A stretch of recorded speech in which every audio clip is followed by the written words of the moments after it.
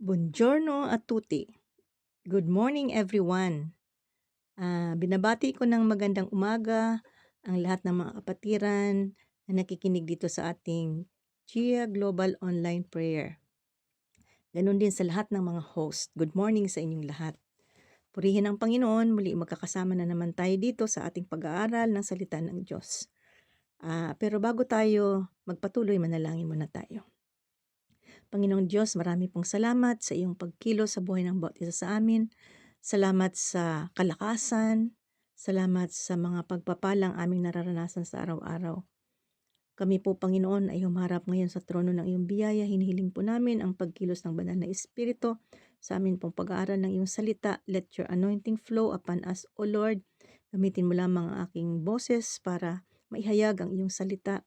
Pagpalain mong bawat isang mga kapatiran, Panginoon, na sa aming patuloy na pakikinig ng iyong salita, Panginoon, ay lalo kaming maging mas malalim sa aming relasyon sa iyo, matatag sa aming pananampalataya, at lalo ka naming paglilingkuran. Marami pong salamat, Ama. Amin pong pinagkakatiwala sa iyong lahat. Taming dalangin sa pangalan ni Jesus. Amen. Praise the Lord. Ang ating topic ngayon ay pinamagatan kong The River of God. And may tanong lang ako. Nakakita na ba kayo ng ilog? Ako kasi laking probinsya kaya nakakita ko ng ilog. Ano ang striking difference nito sa dagat? Diba yung agos ng tubig sa ilog ay rumaragasa? Yun bang patuloy na umaagos? Parang lumalakad, hindi siya nakapirme o nakasteady lang. Samantalang ang dagat naman ay steady lang yun. Parang hindi masyadong gumagalaw, not unless may malakas na alon. Nung last December 4 kasi, yung ating Bible reading sa Old Testament time ay about Ezekiel 47 and 48. Na-intrigue ako doon sa chapter 47 about the river of God. Gusto kong basahin muna natin. Magsimula tayo sa verse 1 hanggang sa 12. Ang batis mula sa templo. Bumalik kami sa pintuan ng templo. Sa ilalim nito ay may agos ng tubig papunta sa silangan. Ang templo ay paharap sa silangan. Ang agos ay nagmumula sa gawing timog na bahagi ng templo, sa gawing timog ng altar. Lumabas kami sa pintuan sa gawing hilaga at iniligid niya ako papalabas sa pintuan sa gawing silangan. Doon ay may mahinang agos ng tubig mula sa gawing timog ng hagdanan. Nagpatuloy kami sa gawing silangan. May hawak siyang panukat. Sumukat siya ng 500 metro. Pagkatapos lumusong kami sa tubig na hanggang bukong-bukong. Sumukat muli siya ng 500 metro at umabot ito hanggang tuhod. Sumukat siyang muli ng 500 metro at nang lumusong kami sa tubig, ito'y nasa baywang. Sumukat uli siya ng 500 metro, ngunit iyon ay isa ng ilog at hindi na ako makalusong. Malalim ang tubig at kailangang languyin upang matawid. Verse 6. Sinabi niya sa akin, Ezekiel, anak ng tao, tandaan mo ang lugar na ito. Naglakad kami sa pampang ng nasabing ilog. Nang ako'y pabalik na, nakita ko ang makapal na puno ng magkabilang pampang ng ilog. Sinabi niya sa akin, ang tubig na ito ay papunta sa dakong silangan hanggang dagat na patay. Pag abot nito sa dagat na patay, malilinis ang tubig nito. Lahat ng lugar na maagusan nito ay magkakaroon ng lahat ng uri ng hayop at isda. Pagdating ng agos nito sa dagat na patay, magiging tabang ang tubig ng dagat. Lahat ng lugar na abutin nito ay magkakaroon ng buhay.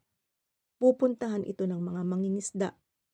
Ang En-gedi hanggang En-eglain ay magiging lugar ng pangisdaan sapagkat iba't ibang uri ang isda nito tulad na nasa dagat Mediteraneo. Ngunit ang mga latian ay mananatiling maalat para may makunan ng asin. Verse 12. Sa magkabilang pampang ng ilog ay tutubo ang sari-saring punong kahoy na makakain ang bunga. Hindi malalanta ang mga dahon nito ni mawawala ng bunga sapagkat ang didilig dito ay ang tubig na umaagos mula sa templo. Ito ay patuloy na mamumunga sa buong taon. Ang bunga nito ay pagkain at gamot naman ang mga dahon. Praise the Lord. Purihin ang Panginoon. So, itong nabasa ko ay naintriga ako, sabi ko, at iyon ay vision na ipinakita ng Diyos kay Ezekiel, no? At pinag-aralan ko kung ano bang ibig sabihin ng agos ng tubig mula doon sa ilalim ng templo hanggang sa naging ilog na. So ayon sa research ko, no, river symbolizes God's life-giving presence and power.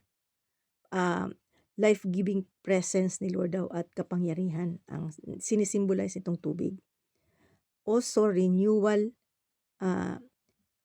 which transforms all that it touches, na nababago yung dinadaanan ng tubig. It represents spiritual life. Nagre-represent din ng spiritual life, renewal and healing.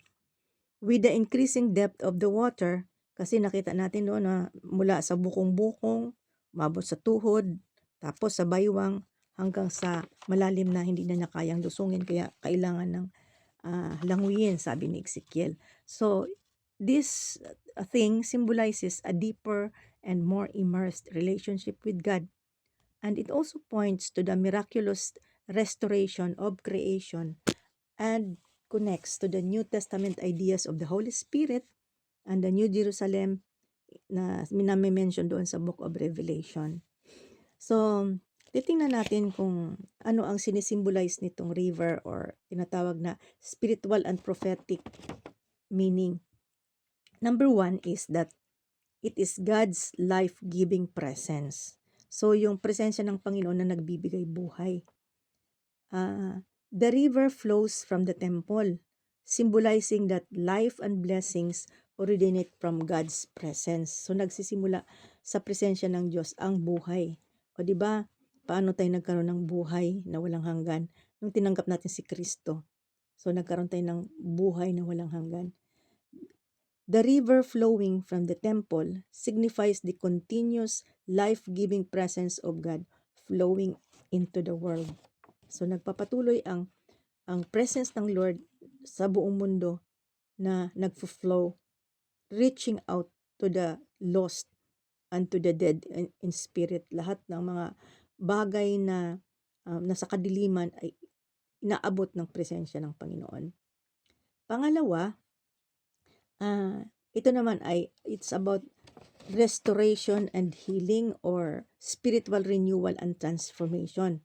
So ito rin ang another symbol ng river. Nagkakaroon ng spiritual renewal and transformation. Ang vision kasi, it shows that river transforming dead and barren land into a place of life.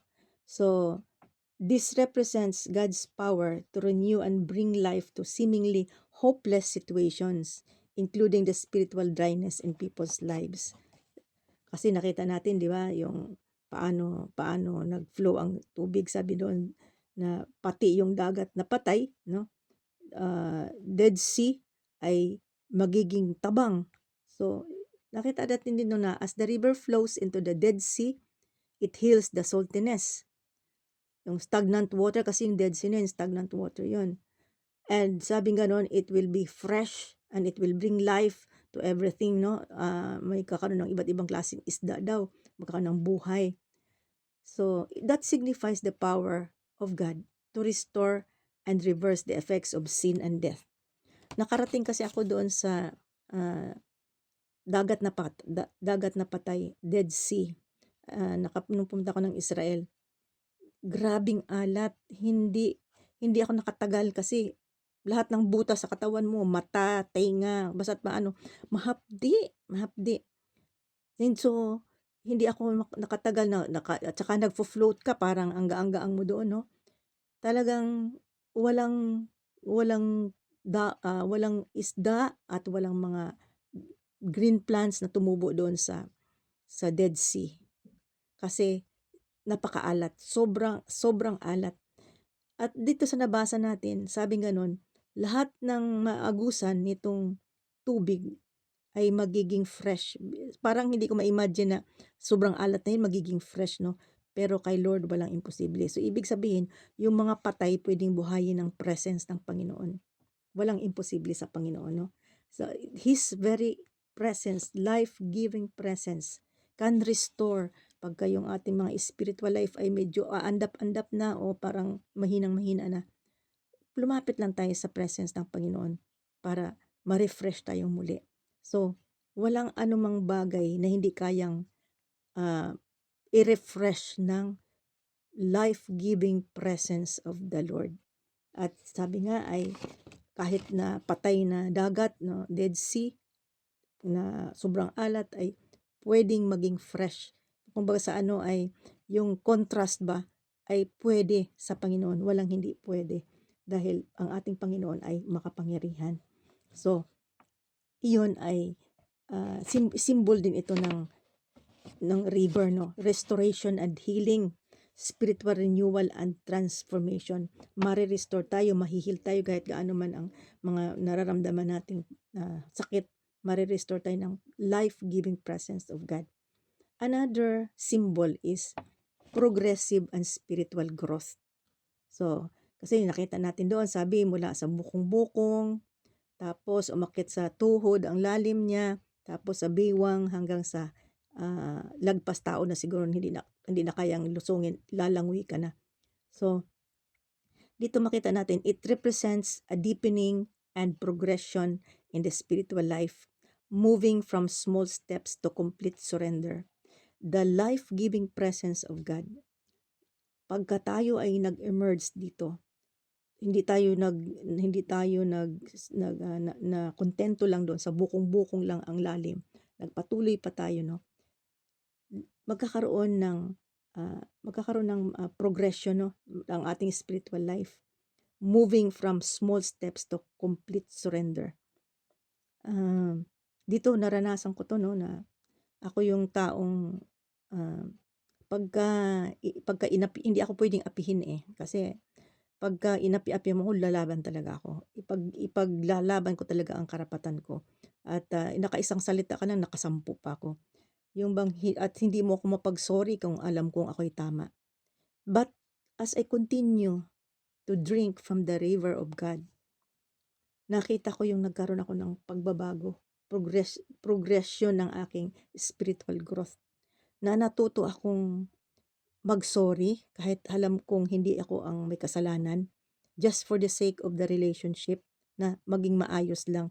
Kasi minsan kasi kahit sabihin kumbaga sa mayroon kasi tayong mayroon tayong tendency na ipaglaban natin ang ating sarili kapag alam nating tama tayo. Pero may mga pagkakataon na pag pinaglaban natin yung ating sarili dahil alam natin tama tayo, we lost somebody, we lost a friend kasi hindi niya maintindihan. So sabi nga, it's better to lose your face than to lose a friend. Di ba doon sa Proverbs 15 verse 1, sabing ganon, a gentle answer turns away wrath, but a harsh word stirs up anger. So sabi ko nga sa inyo, hindi ako pwedeng apihin dati. Pag nakaisa ka palang salita, nakasampu na ako, marami na akong nasabi. Wala akong pakialam kung masaktan ka man sa sinasabi ko, basta ipinagtatanggol ko ang sarili ko. But when I drink of the river of God, nakita ko yung pagbabago. Natuto akong pigilan yung bibig ko. Na kahit na alam kong tama ako, natuto akong mag-sorry. Natuto akong pigilin yung aking galit. So, ito yung tinatawag palang progressive spiritual growth. Unti-unti, nababago tayo.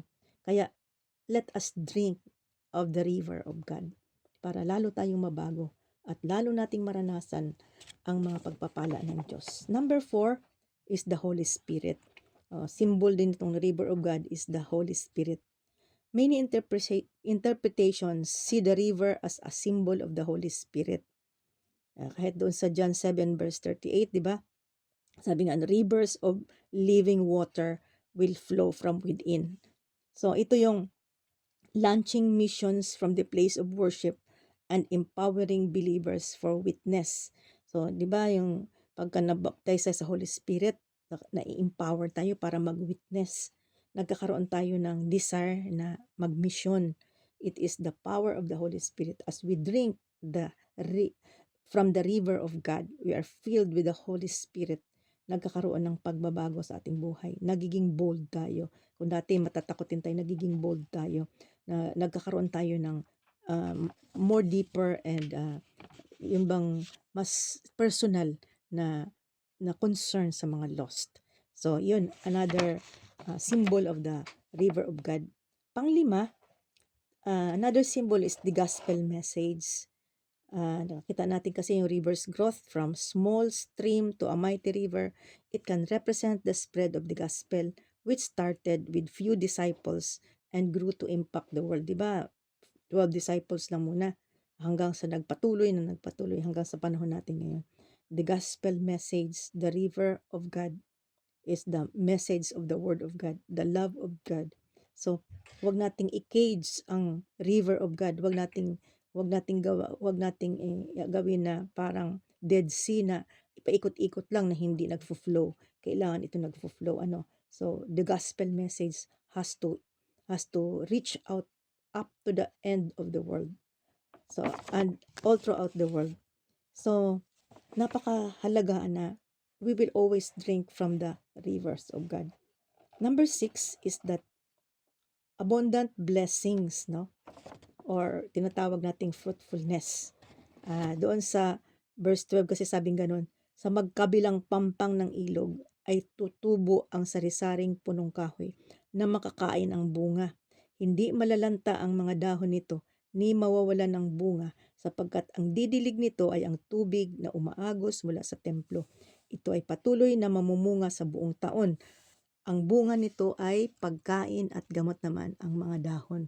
Praise the Lord, no? Nakakatuwa naman.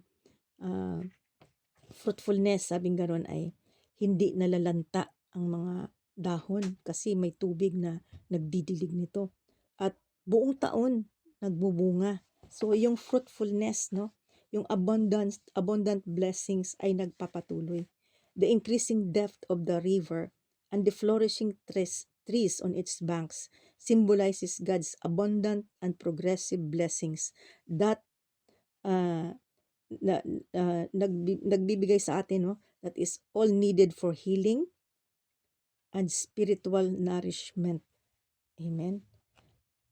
Needed for healing and spiritual nourishment. Na-intrigue din dito ako sa sinasabi dito na ang pagkain daw ang bunga, pero gamot naman ang dahon. Naisip ko, gamot ang dahon kasi ito kung titingnan din natin sa Revelation chapter 22 verses 1 and 2, basahin muna natin ha. Ipinakita rin sa akin ng anghel ang ilog na nagbibigay buhay. Ang tubig nito na sinlinaw ng kristal ay bumubukal mula sa trono ng Diyos at ng Kordero at umaagos sa gitna ng lansangan ng lungsod. Sa magkabilang panig ng ilog ay ang punong kahoy na nagbibigay buhay. Ito'y namumunga ng 12 uri ng bunga, isang uri sa bawat buwan. Nakakapagpagaling sa sakit ng mga tao ang mga dahon nito. Pero sa ibang translation sabi, healing for the nation, hindi sakit ng tao. Healing for the nation. So yung verse, it symbolizes eternal life, restoration, and the ultimate fulfillment of God's promises after the end of sin, suffering, and strife. Kasi nga, sabi ko nga, nagtanong ako sa Lord, kung gamot ito, sabi ganun, healing of the nations, or gamot or sabi lang, gamot naman ang mga dahon, walang specific, no? Naisip ko, nagkakasakit pa kaya ang tao sa kabilang buhay, sa heaven, no? Kasi it speaks of another place ito, hindi dito sa earth, no? Pagka tayo ay binuhay ng muli ng Panginoon, So, ito yung binigay sa akin ng Lord na experience. Hindi na pala nagkakasakit ang tao. Kundi sabing ganun, no? It symbolizes eternal life, restoration, and ultimate fulfillment of God's promises after the end of sin, suffering, and strife. The healing is not for sickness or warfare, but it represents complete well-being and peace for all redeemed people. So it represents complete well-being and peace. Hindi na nagkakasakit ang tao, no?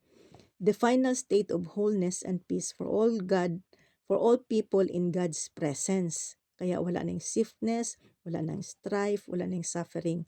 Lahat na yan ay wala na. So, yun. Nakakatuwa ang salita ng Diyos, no, na makaka-experience pala tayo ng fruitfulness, abundance. Walang katapusan, no? The vision indicates, includes yung trees on the river banks, no, that bear fruit every month with their leaves providing healing, which foreshadow the abundance of God's blessing and a new restored creation. Kasi wala na yung, kumbaga sa ano, wala na yung lumang creation. No? We are all new creations of God. Bago na tayong mga nilalang. Ang luma ay lumipas na. Tayo ay bago na. Kasi redeemed people na tayo. Hindi na tayong makasalanan. Kaya nga, hindi na tayo husgahan dahil sa kasalanan. Kundi tayo ay tatanggapin at sabi nga, tatanggap na tayo ng mga rewards doon. No? So, yung abundant blessings, ito din ay sinisignify din ito ng river of God, fruitfulness and abundant blessings. And lastly is eternal life.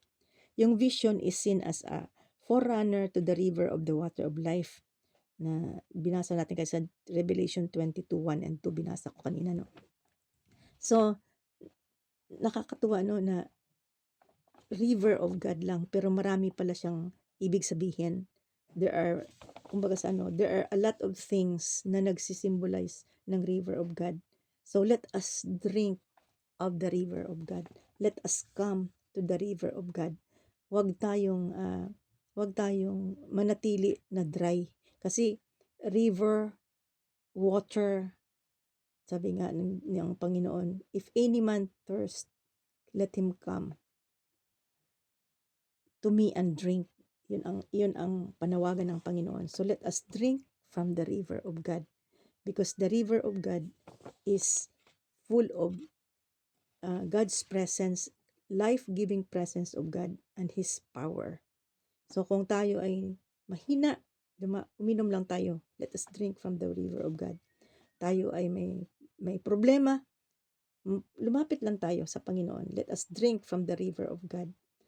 Dahil lahat ng maaagusan ng river of God, ng life-giving presence of God and His power, ay magkakaroon ng buhay, magkakaroon ng abundance, magkakaroon ng pag-asa. So in conclusion, basahin natin ang John 7 verses 37 to 38. New King James Version ito. If anyone thirst, si Jesus ang nagsasalita dito, let him come to me and drink. He who believes in me, as the scripture has said, out of his heart will flow rivers of living water. So, out of his heart will flow rivers of living water. So, ang napakaganda nito, no? Pag uminom tayo ng living water from the river of God, mapupunuan tayo. Magkakaroon tayo ng katighawan sa ating mga pagkauhaw. At hindi lang yon, kapag natugunan na yung ating pangangailangan, sabi nga, out of his heart will flow rivers of living water. So dalawa pala ang purpose nito. Mapupunuan yung ating pangangailangan at aapaw pa sa ating puso yung rivers of flowing water na ma-share din natin sa iba. Yung blessing na tinanggap natin sa Panginoon ay pwede nating ma-share sa iba. Yung comfort na binigay sa atin ng Lord, yung restoration na binigay sa atin ng Lord, yung strength na binigay sa atin ng Panginoon, ay pwede rin nating i-share sa iba. So let us come and drink from the river of God. Let us thirst for the life-giving presence of God. Kasi kapag hindi tayo nauuhaw, di ba, hindi ka naman iinom pag hindi ka nauuhaw.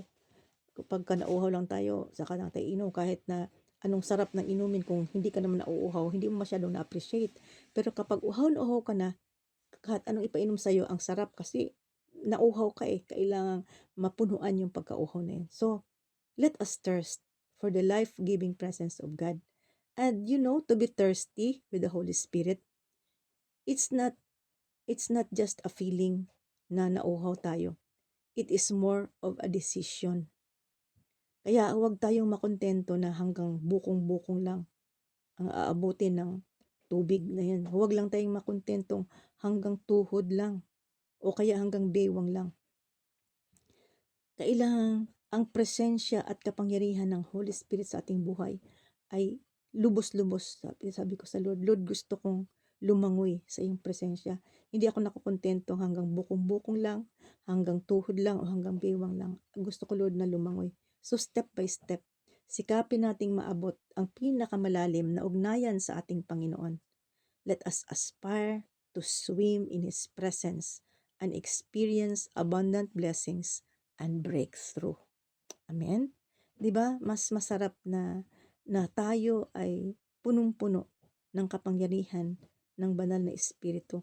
Punong-puno tayo ng life-giving power and presence of God para hindi tayo madadaig ng anumang mga pagsubok sa mundong ito. Na hindi tayo parang yoyo na tataas baba. Yung ating spiritual life ay tuloy-tuloy. Hindi yung ngayon mahina, bukas malakas, susunod na naman mahina, malakas. Praise God, natutuwa ako sa Panginoon dahil sa karanasan ko na mula noon na born again ako, tuloy-tuloy na hindi ako nakaranas ng yung parang halimbawa mahina ngayon, malakas bukas. Hindi yung kasi lagi akong nauuhaw ng salita ng Diyos. Yung pag feeling ko kasi pag hindi ako nakabasa ng Word of God ay hindi kumpleto ang buhay ko. Kaya araw-araw talaga meron akong reading of the Word of God kasi yan ang aking vitamins, spiritual vitamins ko. Yan ang nagpapalakas sa akin. Kaya hindi ako nagiging parang malakas ngayon, bukas mahina. Nakita ko yung life-giving presence of God empowers me in my spiritual life to be strong, to be healthy, at nagpapatuloy. Yun ang mahalaga. Lalo na pag dumating ang mga problema, pag wala tayong kapangyarihan ng banal na Espiritu, hindi natin kasama ang presence ng Lord, ay talo tayo. Kaya mga kapatid, patuloy tayo sa ating paghahanap ng presensya ng Panginoon. At gaya ng challenge ko, huwag tayong makontento na bukong-bukong lang. Sikapin natin na lumangoy sa presence ng Panginoon at maranasan natin ang napakarami pang mga blessings and breakthroughs in our personal life and in our ministry. Praise the Lord. Manalangin tayo. Panginoon, salamat po sa iyong mga salita na aming pinag-aralan. Dalangin ko po, Diyos, na ikaw ay mangusap sa bawat isa sa amin, na talaga pong magkaroon kami ng spiritual revival, spiritual transformation, na mabago kami from glory to glory, Lord, na hindi na po yung mga lumang pagkatao namin, Panginoon, lubang mga attitude ang mangyayari sa amin, kundi mabago na kami, Panginoon, at magamit mo kami sa iyong kaharian, na we will always be filled by the power of the Holy Spirit, para kami po, Panginoon, ay maging daluyan din ng mga pagpapala para sa iba. Kaya loobin mo po kami iyong mga anak, Panginoon, na hindi lang kami makontento, Panginoon, sa ganitong buhay namin, kundi araw-araw sisikapin namin, mas lalo kaming lumalim sa aming pakikipag-ugnayan sa iyo. Para maranasan namin, Panginoon, ang iyong pagkilos sa aming buhay na mas malakas at lalo mo pa kaming gagamitin para sa iyong kaluwalhatian. Marami pong salamat, Ama, at sa amin pong patuloy na pakikipag-isa sa aming mga host sa panalangin. Magpakahayag ka po sa bawat isa sa amin at gamitin mo kami in one accord as we pray in one accord, Lord. Natunay nga po that our prayer counts. Even as your word says, Lord, that the prayer of a righteous man is powerful and effective. So let it be so, Father God. We thank you and we just commit to you the rest of the time. For this we pray and we give thanks in Jesus' mighty name. Amen and amen. Thank you. God bless everyone and bye-bye.